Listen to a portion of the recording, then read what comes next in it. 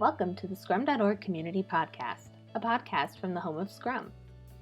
In this podcast, we feature professional Scrum trainers and other Scrum practitioners sharing their stories and experiences to help learn from the experience of others. This episode is a previous recording of our live Ask a Professional Scrum Trainer series, where a live audience asks questions of professional Scrum trainers. We hope you enjoy this episode. Good morning, good afternoon, good evening, wherever you're located today. Welcome to today's Ask a Professional Scrum Trainer episode. I'm Lindsay Velocino with Scrum.org, and I'll be your moderator today. And I'm super happy to have with us Jahanzeb-rahman here, one of our professional Scrum trainers. And today, our session is going to focus on avoiding and recovering from product delivery failure, a really burning topic, and we're expecting lots of great questions from our audience. You can start entering them now, actually, and welcome audience and welcome Jay. Great to be here, Lindsay. So, very quickly about who is Scrum.org. We are the home of Scrum, and we were founded by Ken Schwaber back in 2009, and we offer professional Scrum training and certification and ongoing learning. Our mission is to help people and teams solve complex problems, and we do that through these three things. And we have a lot of great ongoing learning resources on our website that are free, so feel free to check those out. You're probably familiar with them if you found this webinar, so that's awesome. And I hope that today's session plays an important part on an important role. I can't talk today, apparently, in that learning journey. So with that, I will hand it over to Jay. Great. To introduce himself. Thank you so much, Lindsay. So great to see everybody, meet everybody, hopefully virtually. My name is Jay. I'm founder and CEO of Fractal Systems. We are proud representatives, I guess, and members of Scrum.org, but focus primarily in the coaching, consulting, and delivery space. Our business is primarily focused on helping firms recover and deliver tricky projects and programs. Around 80-90% of our work is around actually helping firms recover delivery and actually deliver those critical products that actually help forward a firm's strategy. So that's a bit about us. Looking forward to been doing this for about 30 years now, so I've got some grey beard kind of thing going on. So really looking forward to the questions. It's going to be fun. Awesome. All right, so you can start entering your questions. I'm going to stop sharing. All right. So just utilize that Q&A at the bottom of your screen, and that's where our questions will be able to populate those. So Jay, first question here. So Sure. What are the most effective strategies for recovering from a product delivery failure? So that is a big question. So what we tend to find is that just encouraging and ensuring alignment across the organization is probably the first thing to look for. So what I mean by that, so we try and coach companies and help firms align their mission, their management, and their methods, or the mechanics. So mission, what we're talking about there is ensuring that firms have their leadership teams engaged. That's right at the top of the house. We firmly believe that actually the leadership area is the fundamental or the foundations of any kind of successful transformation. Lots of people feel that way. But what that actually means for leaders is that not only do you understand what you're going and why you're doing Scrum and Agile, but you're also accountable and focused on actually supporting your teams from delivering. And that also means the organizational change bit. So the mission has to be clear at the very top level. Then we kind of go into the management space. Now, interestingly enough, the middle piece, the managers tend to be left out of agility in most kind of organizations. There's these myths that managers aren't needed, but actually what we found is that helping managers understand their role in an agile transformation and in a delivery, in a strong, focused or tough delivery is critical. It's actually your management teams that can really supercharge the results that Scrum teams can generate. And then finally, the mechanics. So mechanics is at the Scrum team level, making sure the methods are right and appropriate. making sure that teams really understand how to get the best use of Agile and Scrum approaches, knowing what they're doing, why they're doing it, making sure they're doing everything well. So as an example, a review is not just a show and tell, it's actually a review, and understanding what that means.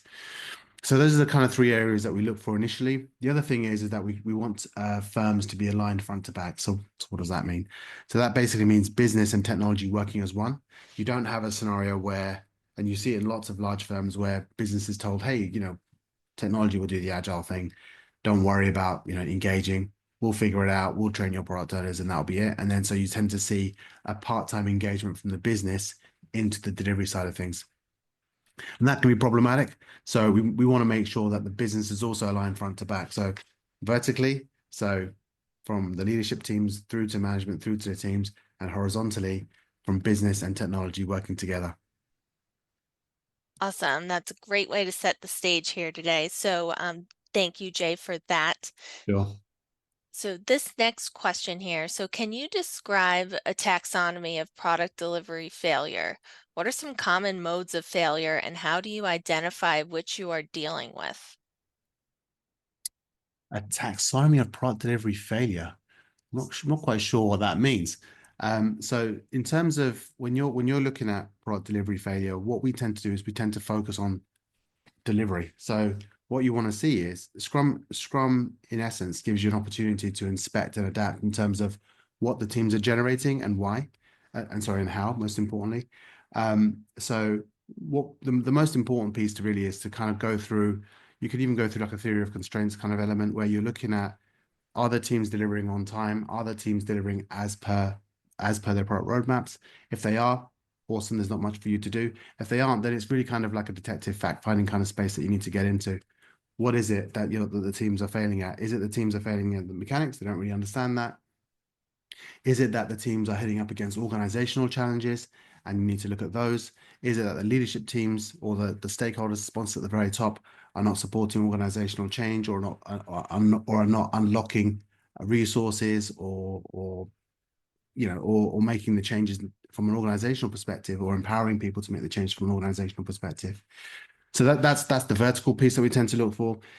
A really common pattern, by the way, is that business tends not to be engaged. So certainly in the asset management space, but you see it everywhere really, where business leaders are super busy, tend to have multiple jobs, wearing multiple hats. And if you have a senior person operating as a sponsor or operating as a product owner, then what tends to happen is they tend to pay the role lip service and they're not giving it the time that it actually needs. So that role, by the way, is a really, really big role. Product owners tend to be very involved in not just the delivery side of things, but strategically thinking about where they need to be taking the product and tactically how they can be supporting their teams. And that is 9 times out of 10 a full-time job. But if a senior sponsor or a senior leader in the business has a day job, then they don't have the time to do the product owner stuff either. So what tends to happen, you tend to see conflict in that respect. So I'm not quite sure if there's a taxonomy per se, but that's kind of how we approach it. Okay, and you did address some of the common modes of failure and identifying them a bit. If you need us to dig into that at all a little bit more, Matt was our listener who asked that. So please clarify in the chat if for some reason we didn't address your question completely. But I think you covered that pretty well, Jay. Thanks. By the way, if there is some further follow-up questions, you can connect to me on LinkedIn. I'd be more than happy to jump on a call with anybody and we'll kind of figure it out from there. So fantastic. All right, so based on your rich experience, what are the key areas a Scrum Master must focus on to avoid project failure? Can you give some specific scenarios? So I think, the thing is, probably the most annoying response to that question is it depends. So, but we always say context is king. Okay, so if you so as a Scrum Master, make sure that you yourself are well versed in the practices. You understand what your business is doing. How does the business make money? How does the business work? Understanding all those sorts of things and how the business is structured is fundamental to being a great Scrum Master. And I'm assuming that you already know Scrum well, and you're continually working hard at your coaching skills. You're continually working hard at your soft skills. You're continually working hard to build relationships. So those are the kind of areas that you should have as a baseline. As I mentioned to Matt a little bit earlier on, Scrum Masters need to be very kind of problem aware and have a low tolerance for problems. What does that mean? So as a team is struggling through, and as transparency gives you the opportunity to kind of inspect where the team is doing well and where they're not doing so well. So as an example, you have scenarios where, I'll give you an example. Actually, we were working with a firm that generates over $1 billion in revenue, and they had a scenario where their teams were consistently getting stuck on multiple dependencies. And what that was about was that someone somewhere had decided that the best way to optimize collaboration across teams was to have multiple specialized teams. So, which sounded great on paper, right? Because you have these, ninjas that are working these kind of in these teams, which will then go off and then do stuff for people. What actually happened was that inadvertently those teams became brittle. What does that mean? So whenever one team wanted to get something done, they'd have to draw on the specialized team for support and for help. Now, being the only specialized team in the firm meant that they had a massive drain on their time, that those specialized teams were constantly context switching, which slowed them down. And what slowly happened as more and more teams came on board was that you had severe bottlenecks, you had massive dependency problems, and people started complaining. So it didn't really matter what the teams themselves did, as long as they had a dependency on another specialist team, they couldn't get stuff done, they couldn't get stuff out the door, and they certainly couldn't move rapidly. So what we were helping the Scrum Masters do was actually to help teams understand that actually it's probably a great time now to start to begin to cross skill. So now what you're doing is, the principle simply is bringing all the skills into the team, right? And even if it's a specialist function, the idea is that can you do it well enough that you can get the majority of the work done. So moving team members away from just being, one skill, one function, to multi-skilled and being able to operate 2 or 3 different skills and do it in a way that's generally good was an organizational change that we had to make. So a Scrum Master would be able to support that and help that and basically raise that to the surface. Part of the challenge that Scrum Masters have, by the way, when they're making organizational changes, is being able to convince the business that actually, or even technology, or the leaders to be, that actually this change is a change worth making. And so what we teach and coach Scrum Masters to do, and teams themselves, is to also think about when you have friction, is to try and work out what does that friction cost the organization. All right. So if you've got something which is mission critical, but it's going to take 6 months to deliver it because you've got a dependency on something, then what is that in terms of cost? What is that in terms of lost opportunity? What is that in terms of delivery delay and revenue generation? When you start to think and start to articulate your challenges in those sorts of terms, what you tend to find is senior leaders paying close attention and being able to, you're giving them the right information then to be able to make the calls that they need to make to help you then get your job done. Hope that helps. So context is use problems and transparency as your signposts, is what I'm saying. Yeah, that is great advice there. Thank you. And Sure. great question that came in. So Great question. this question here, so why are companies and businesses focusing on implementing frameworks and methodologies rather than implementing reflection on the individual level and continuing from there and creating real impact?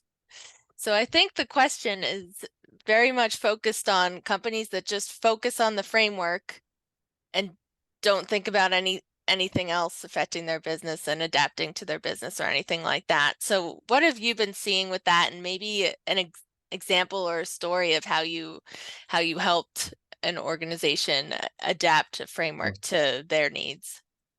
I think a lot of times agility is sold as a silver bullet. So people come along and say, hey, let's do this collaboration thing and we're going to make millions and it's going to be fantastic. And collaboration as a sales pitch is a great thing to sell. Very few people are going to say, hey, let's not collaborate. So you tend to get high uptake when it comes to frameworks, right? Frameworks tend to be sold as silver bullets. Good leaders will understand, and when you approach them, good leaders will understand that actually the purpose behind agility is probably the most important piece. So we worked with a Swiss FMCG firm. We had about 17 of their senior leaders in a room together. And the first question I asked them was that, hey guys, So why are we doing this? Why are we doing Agile? Is it because the firm across the road is doing it? Is it because of Spotify? Why is it? Well, what is the reason behind this? And what do you think, are the benefits for the business in terms of going down this road?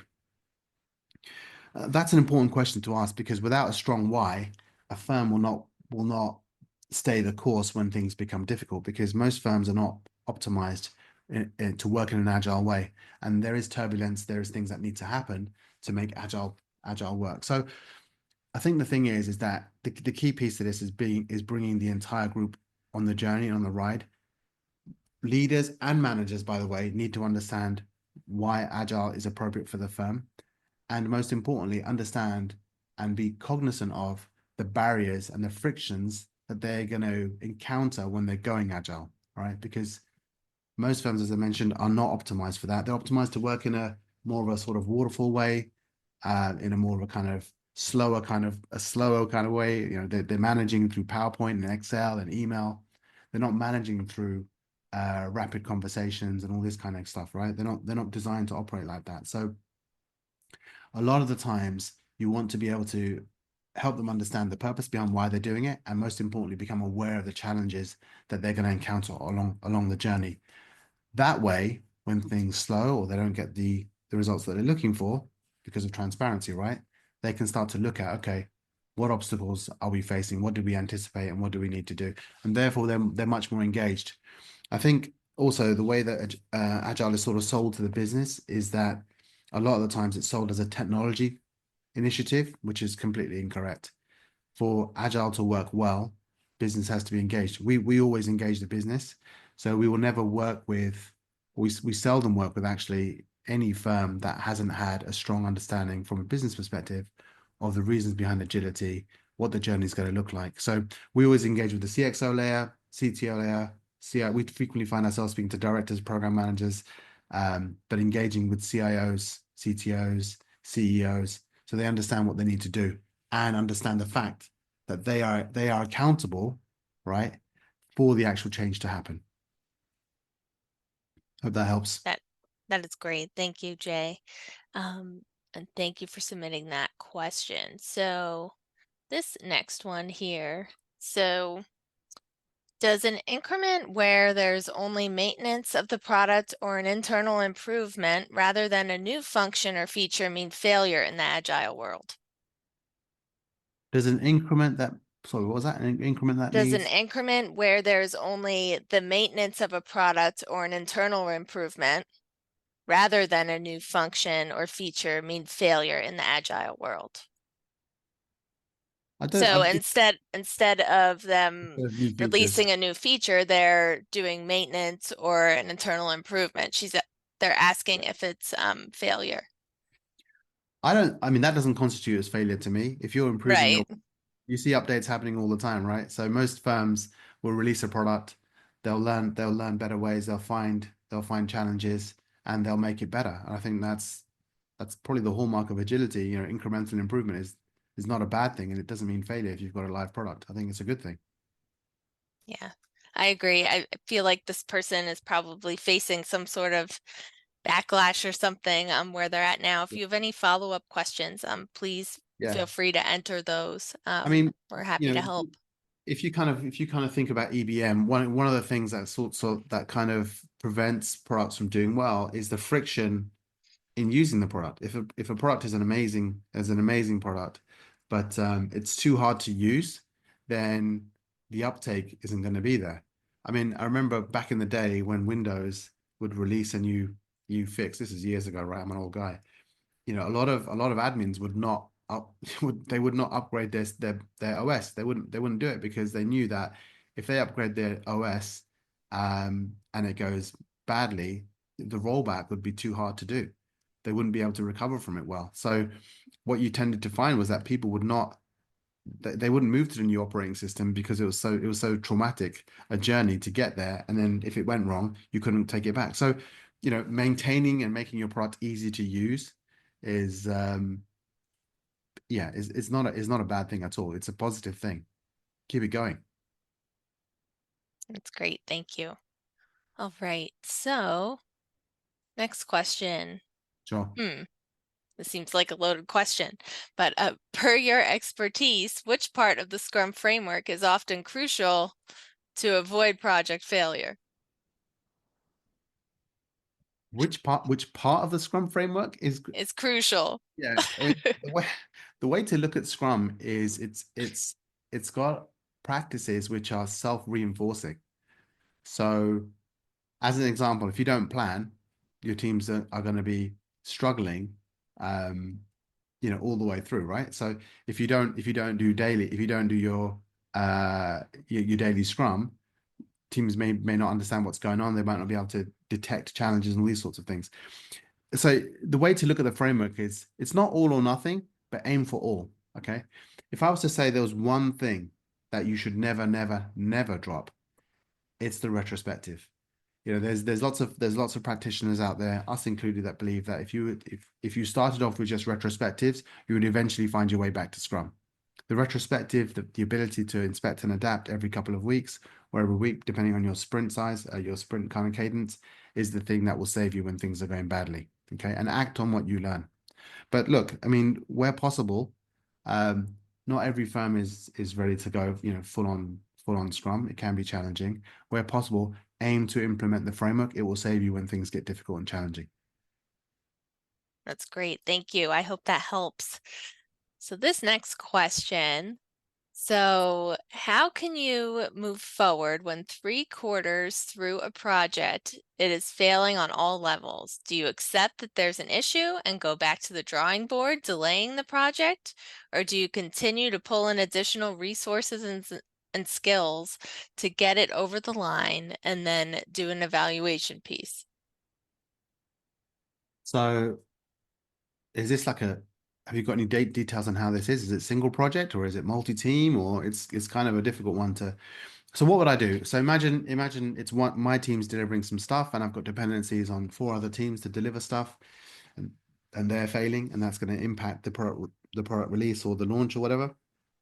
The most important thing actually is that, or one of the things that you should be doing is in your reviews, your stakeholders should be seeing that day in, day out. They should be seeing every couple of weeks or every time you're coming back on the sprint, the team's reporting on how they're doing and talking about their challenges and talking about their risks.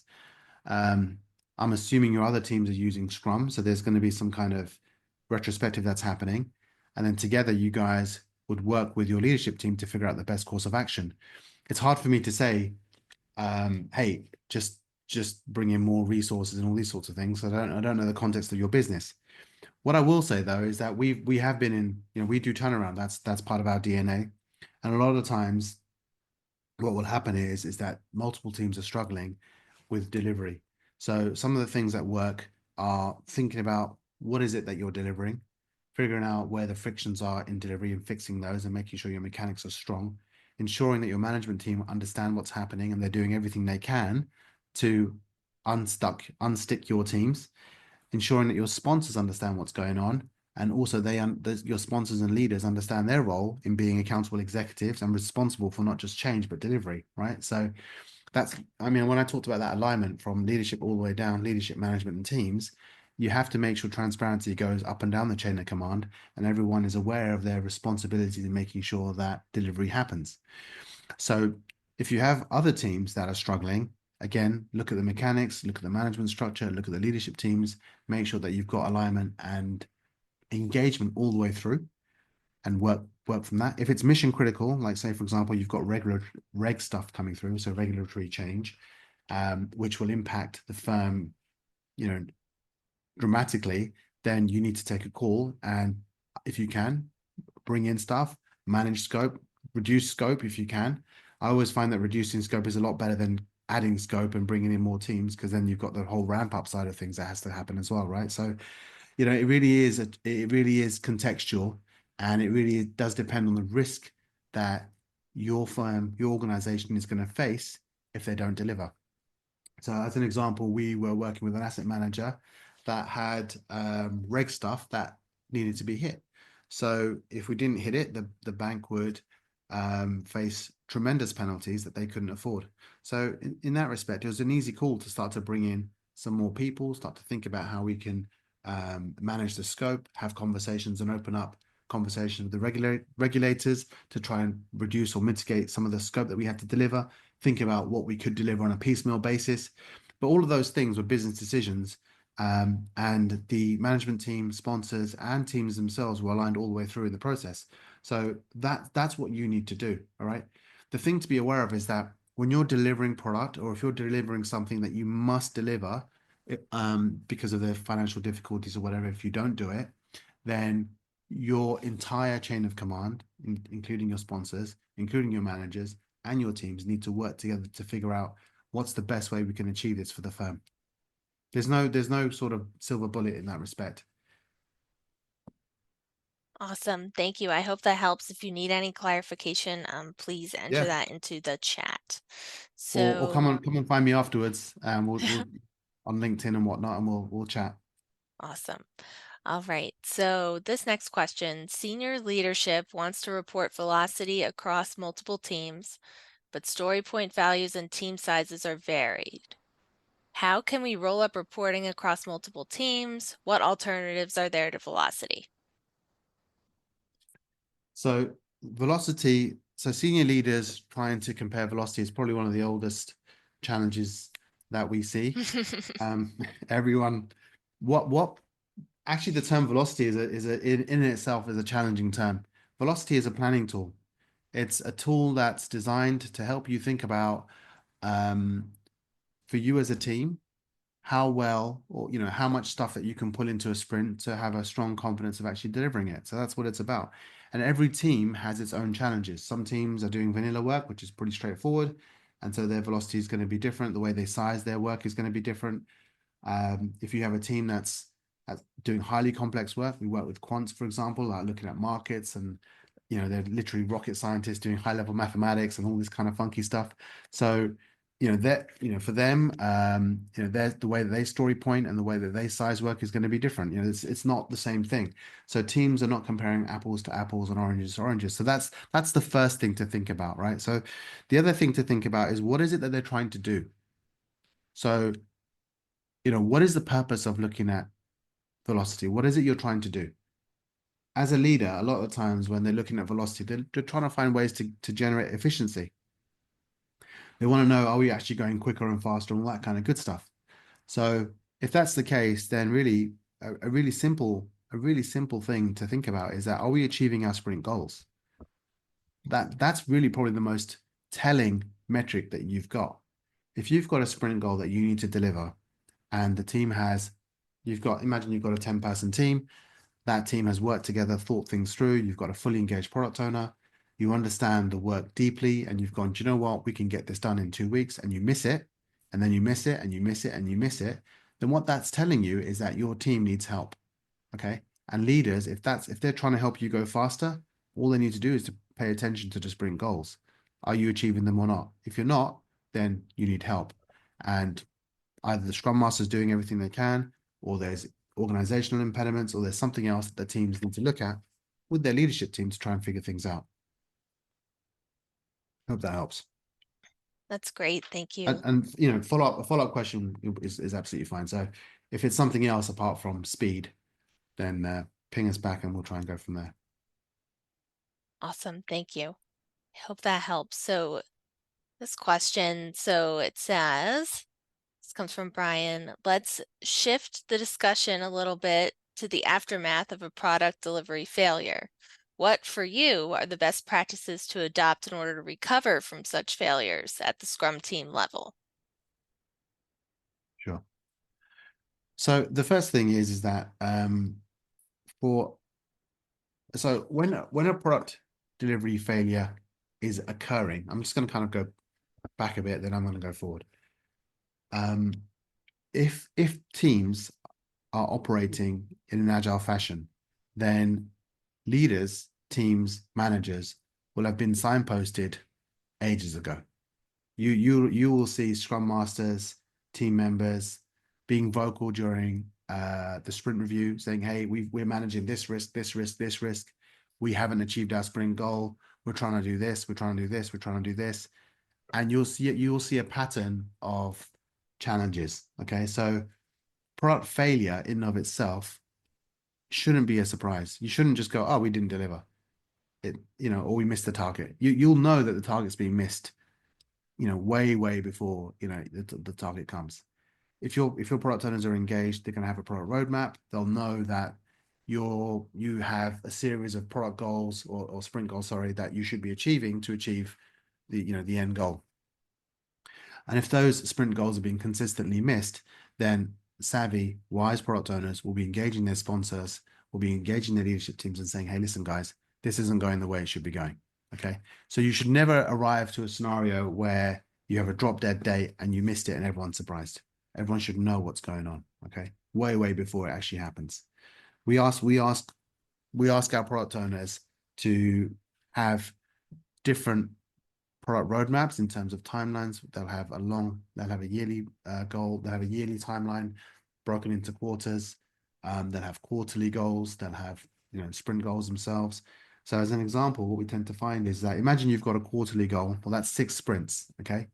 If you miss 3 sprint goals in a row, you're behind 50%, which basically means you have to go 100% faster to achieve that quarterly goal. So in essence, if you miss 3 sprint goals in a row, and you're communicating that well to your leaders and your sponsors, you're going to see that in the sprint reviews, then they'll have 6 weeks notice saying that these guys are going to fail the sprint, the quarterly sprint goal. They're not going to make it because they can't go 100% faster. So that's the first thing, right? So the thing is always set it up so that your teams are managing risk, are being vocal with their risk, right? And are engaging leadership teams all the way through the delivery. That way there's no surprises. Now, that being said, if for whatever reasons, freak of nature, system goes down, power goes out, something crazy happens, an act of God, and you miss the goal, or something's happened and you kind of missed the goal and everyone's surprised, I think the first thing to do is to do a retrospective. So we've run program retrospectives. We have 50, 60, up to 100 people in a room, all the teams, and we go, okay, guys, and you structure it. You can use things like liberating structures and all these sorts of things, have the leadership teams there, and then start to think through and run all the, what happened? When we think about our program of work, what happened? What went right? What went wrong? What could we have done differently? What were the triggers that we missed, right? So, for example, if we were falling off a cliff and there's a slow car crash, there must have been some trigger there, right? What did we miss? Did we have regulators come in, lastminute.com, and give us a regulation that we weren't prepared to meet? We couldn't pivot quick enough. Was there a market shift? Was there a market change that we released a product then that wasn't viable? Did someone else release the same product faster than us and get first mover advantage? Did all that stuff happen? So all of these sorts of things come through your retrospective. So, and don't be afraid to have a retrospective at the program level or the multi-team level. Once you gain the data, that should then give you an opportunity to reflect, think about what are you going to do differently? Are you going to continue with the product? Or are you not going to continue with the product? What is the call you need to make? But I think the first thing really is that when you're dealing with failure, I'm assuming from a program level or from a multi-team level, that if you haven't done all the right things and you haven't signposted and you haven't been running your reviews properly or your retros properly, then you're going to be surprised. But if you've been doing all those things, then no one's going to be surprised and everyone's going to be working really, really hard to help you succeed and win. That's some great advice, and that retrospective really is key. And this is a really good segue into our next questions. Sure. Sorry for the rapid fire, Jay. We're just No, trying to cool. get through all these questions. There's some really great ones that came in. Okay, So cool. No worries. thank you, audience. Yeah. Keep them coming. Yeah, keep it So going. do you have any advice for managing launching a new product when prior launch of a similar and now obsolete product in the same organization was poorly received and there are negative associations? Yeah. So I think the first thing is so the great thing about your situation is that someone somewhere has done it before. So what the first thing to do is if team members that were around, we did some stuff with an insurance firm actually that had a very similar scenario.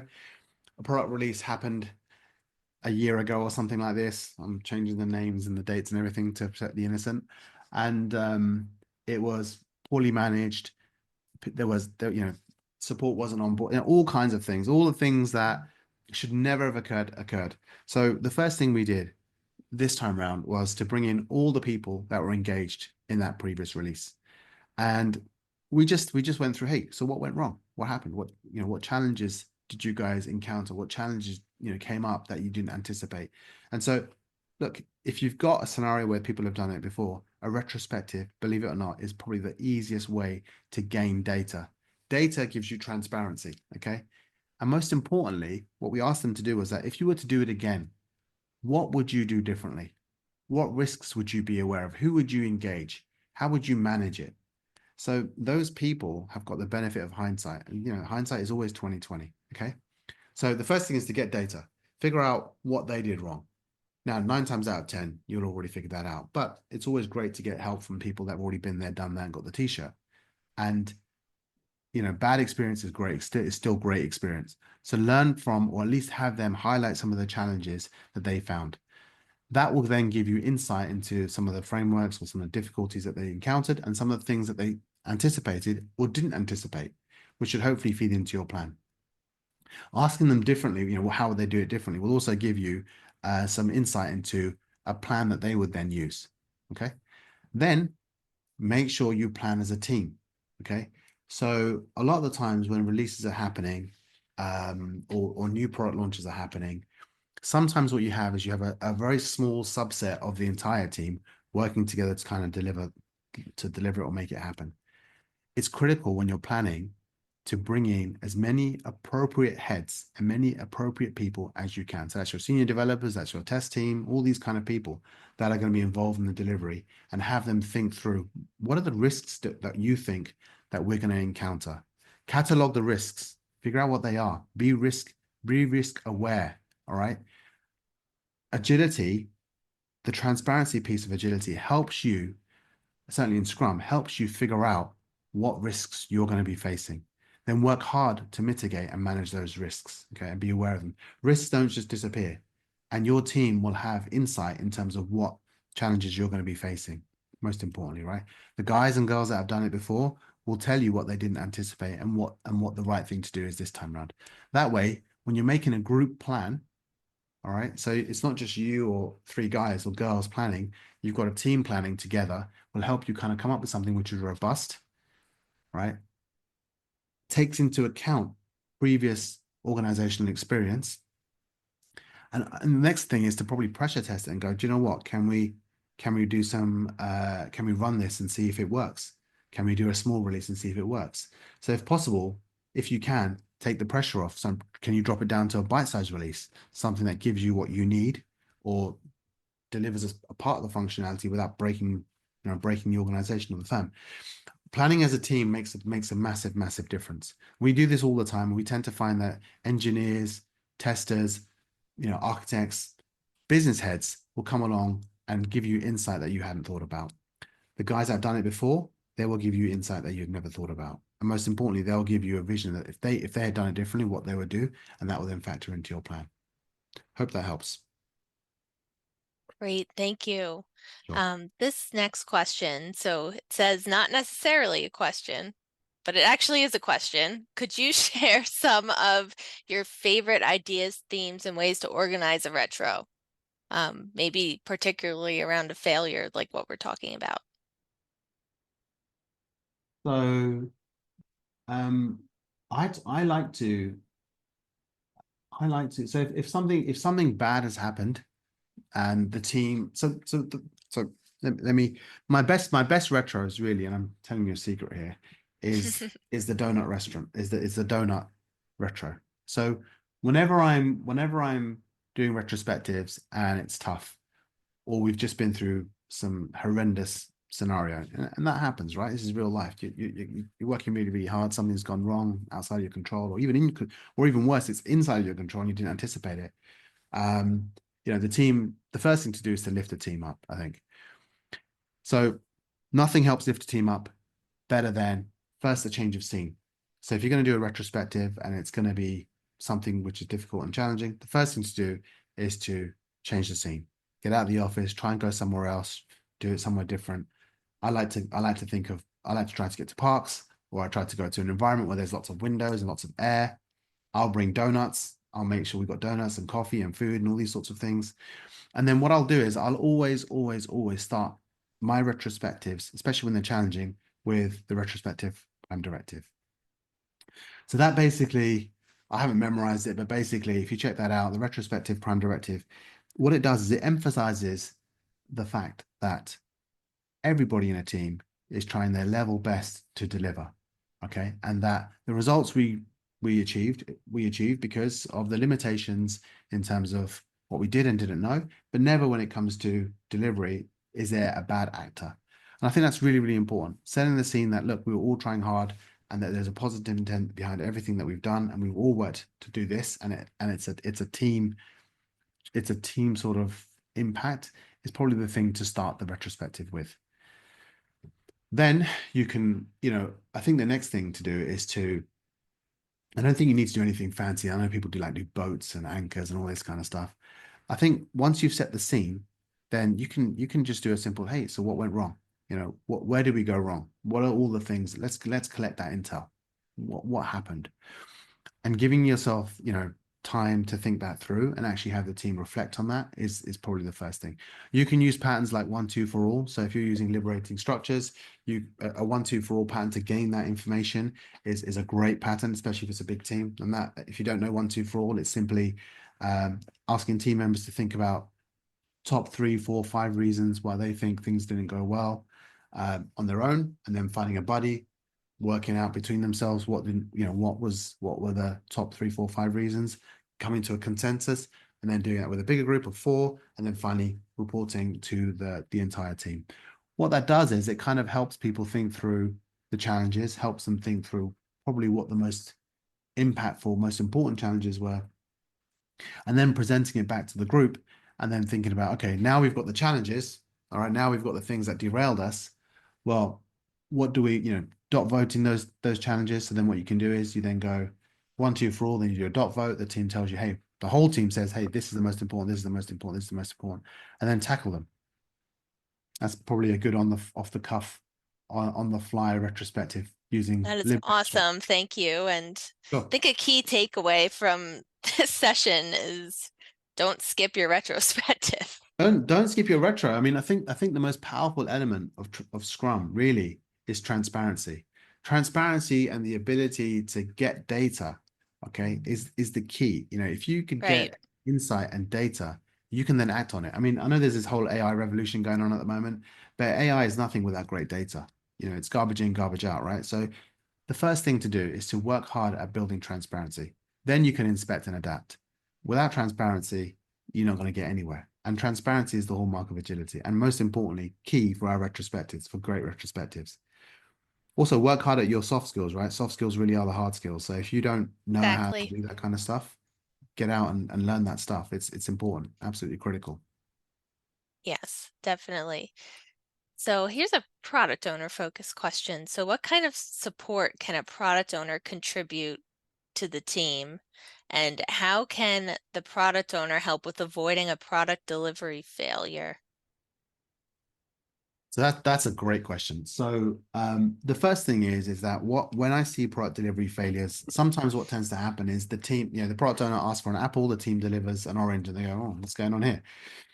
The challenge that most product owners have is, especially if agility has not been well introduced into the firm, that they think that the product owner role is a part-time gig that I can do whilst I get my day job done, right? So that basically means product owners are not working hard to help teams really understand what it is they're trying to deliver and what it is they're trying to get out the door. So I think the most important thing a product owner can do is give their teams time, be present, be available. Okay. Although we don't mandate product owners to turn up to dailies, we highly encourage product owners to turn up to dailies. So 9 times out of 10, whenever we're involved in a delivery, you'll see our product owners rocking up to dailies and just listening in and working hard to try and understand that is the team on track? Do they understand what they're delivering? Is there any kind of signs here that they need support and help, clarification, all that kind of good stuff. So that's probably the first thing. Give your teams time. The next probably the most important piece really is work to ensure that you're doing great refinement sessions. Now, this really is the secret sauce of speed, okay? A lot of the times refinement sessions are missed. For those of you that don't know, I mean, Scrum doesn't mandate refinement as being mandatory, but we do. We make sure that our product owners and product owners that we're coaching, product owners that we're putting into firms, any kind of recovery that we're doing, product owners are working hard in their refinement sessions. A refinement session is basically where the team is thinking about the work coming down the line and they're working really, really hard to understand what it means. They're thinking about the nuances, they're thinking about the risks associated to that delivery, the assumptions, any kind of issues, any kind of dependencies, so that when the PBI, the product backlog item, gets to the actual sprint, it's so well understood, right, that it's like it's almost estimated. All right. A lot of the times in our refinement sessions, we find teams are able to estimate the work because they understand it so well. That is one of the secret sources of speed. So product owners should be spending time with their teams, giving them their time, turning up, making sure that they are on track, that they understand what they're doing, that there's no questions around delivery in terms of what is it that I'm delivering. They're making sure that the teams understand the work prior to the actual sprint commencing. Okay. They've worked hard to articulate clear roadmaps. Teams know the why behind the product. They understand what good looks like to a strong depth. And all that stuff takes product owner time. You can't, gone are the days where you can just write some funky requirements and throw them over the fence and expect your agile team to deliver them because, as far as they were thought, you've mentioned something, you've described something, and the written medium is probably the worst way to describe stuff because you miss all the nuance, right? So spending time, making sure you're doing the refinements, making sure you've got strong planning, you're engaged is important. Also, we sort of encourage our product owners to run their sprint reviews. As far as we're concerned, product owners should be running the sprint reviews, and the delivery should not be a surprise to the product owner.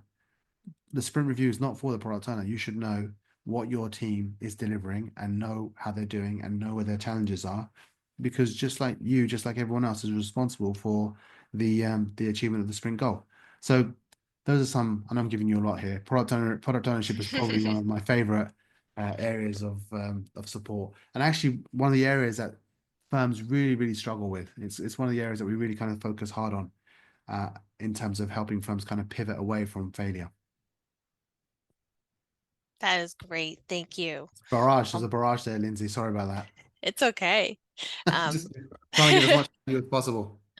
I think this is very valuable to our audience here. So this next question, there were a few stakeholder focused questions. So this one kind of touches a few of them. So what is the best way to prioritize requirements from stakeholders if the stakeholders themselves are not in agreement with reach, impact, and complexity of a feature? So there are a few questions like this with stakeholders not being on the same page. So if you have 3 or 4 stakeholders and they all disagree, then I would work hard to try and get agreement. That's the first thing.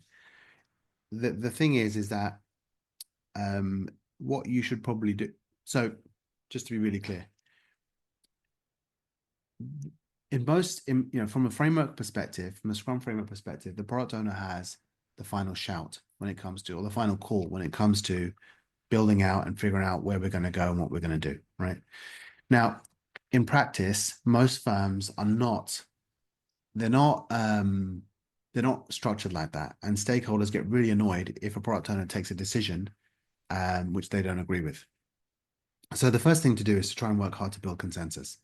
Think about what are the key metrics and the key levers that stakeholders are thinking about, right? So, and ask them, what is the most important thing to you? Is it revenue? Is it delivery? What is it? And work hard to understand what those metrics are that all the stakeholders can agree on. So what are the key metrics that you, Mr. Stakeholder, or you, Mrs. Stakeholder, feel is the most important thing? Work to get that sorted first. Okay. That way you can then figure out where the consensus lies, because ultimately if the most important thing is ROI versus cost, then you can figure out that then gives you some ways to kind of think about your product roadmap and all that kind of good stuff. If you still have disagreement, okay, then the next piece is escalation, right? So if you cannot deliver safely without the team getting in trouble or without you getting in trouble, then you need to escalate and find ways for your senior leadership to get involved to break the deadlock. A lot of times, sponsors and stakeholders are super senior. I mean, we've had scenarios where a product owner is here, and you've got someone from the board, or sorry, someone from the the management team, so the CXO layer, who's taken a specific interest in a particular project, and it's their pet project, and they're really interested in getting it done, and they want to get it done their way or the highway, right? And the product owner doesn't agree with the direction, or the team doesn't agree with the direction. So a lot of the things that you can look at is, what is it that we're using as key differentiators to be able to make that decision. Okay. So yeah, ROI, delivery, ROI, time to market. If you're doing something which requires first mover advantage, then that kind of stuff. So those are the kind of metrics that you'd be looking at. I think these are business decisions more than anything else. All right. That helps the leadership team then kind of prioritize, okay, what we're doing first, what we're doing next. If you don't, for example, if you're going for first mover advantage and you don't deliver something, then how much is that gonna impact the firm? How much revenue loss are we gonna generate if we don't deliver something? So those are the kind of conversations and questions that you should be bringing to your stakeholders, and make sure that you agree what the framework is with all of them. Most stakeholders are quite reasonable, by the way. Their intention is usually to do something for the benefit of the business. No, I've never met a stakeholder that says, hey, let's run the business into the ground. They're thinking about how do we move this forward, and then internally they'll have some ideas around what are the key things that they're looking for. So I think the most important thing is to bring those things forward, make them transparent, and then try and get agreement across that. If you don't get agreement across that, and you are not empowered to make the final call, all right, then escalate, make sure your management team is supporting you, get those guys to break the deadlock. If you are empowered to be able to make the call, then make sure no one's surprised, and make sure that if you do make the call, you're backed by data, you understand why you're making the call, you understand what it's going to do for the business and what would happen if you didn't do it, and the impacts, and make sure that's really clear across your stakeholder team. Good That's luck. really great advice there. Thank you. I hope that helps. That was great, and that touched a few of the questions that came in as well. So we have time for like one more question here. I apologize to the audience that we weren't able to get through all of them. I am going to share them with Jay. We will figure out a way to get them addressed, so don't worry. I had to sift through a lot of questions here, and they're all great. I've got So a feeling that everyone's going to be hitting me on LinkedIn and stuff. yes. Just feel free, right? Just come and find me on LinkedIn, and I'll do my best to try and help you. Perfect. So this question, so how can we foster a culture of accountability and ownership to ensure everyone is committed to turning our failures around utilizing OKRs? So that's part one of the question. And part two, Hold on, what was it? So you want to use OKRs to foster ownership and accountability. Is that what it was? yes. Okay. I'll repeat the question one more time. Sure. So how can we foster a culture of accountability and ownership to ensure everyone is committed to turning our failures around utilizing OKRs? And the follow-up question that is here is, in your experience, what have been the best metrics measured to support delivery progress and identify potential issues early on? All right, let me do the first one. So you might have to remind me of the second one as I get involved into the first Okay. one. So look, OKRs is a great tool for aligning. We talked about the chain of command earlier on. We talked about sponsors, managers, teams. So OKRs is actually a great tool. We use OKRs all day, every day. But in terms of changing culture, what we find is the guys and girls that really make an impact in culture change are senior leaders and managers. It's seldom the teams. Teams when we see as an example, so I'll give you an example. So we were working with an asset manager in Switzerland, in Zurich, and one of the things that we were doing, one of the things that we always teach is that we teach this concept of the accountable executive, right? So working with the CXO layer, working with the sponsors, working with the very top of the house, what we sort of not demand, but what we encourage people to do is to say, look, if the teams aren't delivering, and if the organizational change isn't happening, Mr. Leader, then ultimately you are responsible and you are accountable. Okay. So that's the very top of the house. Okay. So that is actually really, really important, because then those leaders that take on that responsibility, it's uncomfortable as well, right? Because no one really wants to be told that, hey, if the teams fail and I'm super senior, that it's on me. But ultimately, senior leaders are the ones that can make organizational stuff happen really, really quick. Happily for us is that particular notion was well received and well understood. And as an example of that, one of the things that was happening was when the teams, what we asked the teams to do was to kind of collaborate in one space. So this particular bank had something like 30, 40 different locations where people were spread all over the place. And what we wanted everyone to come into one massive space and where all the teams are working together. There's no way the teams were going to do that. There was no way that they could manage that. The team leaders couldn't do it. The managers couldn't do it. It fell to the COOs to try and make that happen. And they did make it happen. So within I think about 4 weeks or 2 sprints, they committed to making the move happen. And not only that's 100 people moved into a particular building, and that's 100 people moved out of a particular building without causing undue organizational stress and challenge. Now, when teams see their leaders doing that kind of stuff, going first, and by the way, those leadership teams were operating in a Scrum cadence. So we didn't have dailies, but what we had semi-dailies, so Monday, Wednesday, Friday, and that was primarily because of the time. These guys were super busy running a massive bank, and so we had to kind of flex a little bit on that. But we were doing retrospectives, we were doing reviews, and all those sorts of things. And when the teams saw their leaders going first, like if the leadership team at that level can do a retrospective and learn what they're doing badly and figure this out and turn it around and change their behavior, then that behavior, that example begins to trickle down. You then start to see managers doing the same thing, right? Then you start to see teams doing the same thing. So by extension, if a leader believes, hey, it's on me, if my teams aren't doing well, what they'll do is they'll work with their management teams. Hey, how can we support the teams? What can we do to get ahead of the teams? What can we do to get ahead of the challenges? What can we anticipate? What are the things that are going to come along that are going to bite us? What are the teams telling us? And then what happens is you see this cascade effect. So you see the leadership teams at the very top making the necessary changes. You see the management team working hard to understand what the teams are doing and working hard to eliminate challenges and issues and all that sorts of stuff. And then you'll see the teams actually come last. When you see teams, we've had feedback from teams saying, I never thought I'd see, Bob COO involved in a retrospective, right? But the fact that he's doing that and learning and getting our feedback and actually being engaged and helping us is tremendous. So that kind of culture of accountability, openness, transparency, and a willingness to learn trickles down. Okay.